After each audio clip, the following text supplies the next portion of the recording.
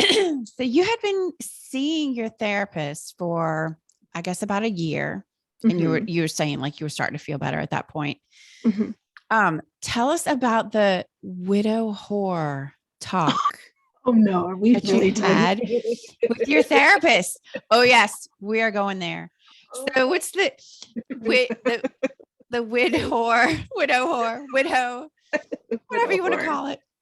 Well, that's what I read it as. I was reading the amazing book Widow to Widow, and when I read this chapter, and it talked about the natural desire, when we're still alive and we have this natural desire to reconnect with other people and our physical needs for contact and sexuality and touch. And so reading this, I was, oh my goodness, this is a real thing. And yeah, took it in and threw it. I think I threw it down on my counselor's table. And I go, what's this? What is this? Is this real? And she looked at me, and she's it's the widow whore. And she goes, I was just waiting and wondering when you would be ready. And I go, I am like on fire. I am ready. I am so ready. Like, I am woman alive. I'm alive. I have this urge. I want to have sex. I want to connect with someone. I want to touch. I want someone to touch me and love me and hold me, and this physical connection. And so it's a real thing. I learned, like, for divorcees, it's a real thing for us. It's such a healthy marker that we're still alive. We're still alive, and we're living in our bodies, and our physical body is still here, and our hearts are beating, and we're meant to be connected to other humans. So I started to plan for, am I a widow, or am I a widow? Wait, so you actually, like, you planned a night, like, with your friends. You told your friends all about this plan. Yep. Okay. And my counselor was supportive. And I was safe. I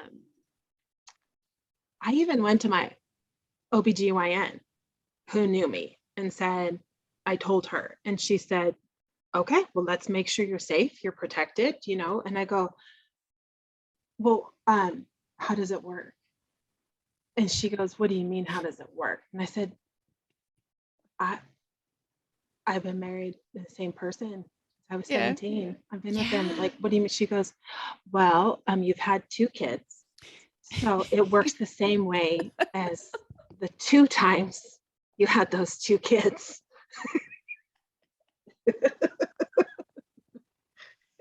How does it work? How does that work? And I go, oh, so it's the same way. And I was like a 17-year-old again. I was mortified, but I was so curious. Yeah. And she said, no, you're an adult. You're an adult. Let's be responsible. Let's take care of yourself, make sure you're safe. And so, then I did the same thing with my girlfriends and said, okay, this is what I like to do. And went out, tried some karaoke. And I'm not a go out girl. I have friends who are, but I'd rather be at home sewing or, hiking. Doing some crafts or staying class. You went to a karaoke bar. We went to karaoke bar, and I'm looking and see all these other people my age and older, and was just looked at my friend like, are you serious? Like, this is what I'm doing.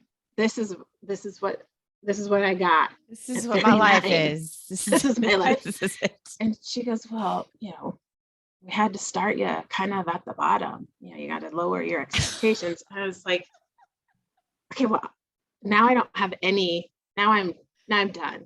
I don't want to be a widow whore. Right. Like, I think that was fun. I don't have it in me. Like the thought was better than the actual reality of it. Right? Yeah. So I had a great night out with the girls and, came home and, but at least I explored and now I Yeah. knew something about myself that, oh, I think I might be blossoming alive again. Like, Mm-hmm. I think I do have a life ahead of me. Yeah. This is okay. New Yeah. information, mental note. Yeah. If you're starting to feel something, that's what's important, right? Yes. Yes. And to be an adult about it. But so that night did not work out for you. Mm-mm. And so your next thought was, Oh, okay, yeah. I'm gonna be a nun. I'll become a nun. This is actually the way you put this all in order for me is actually really good. Yeah, I see how this is now. I'm seeing the reflection back. I did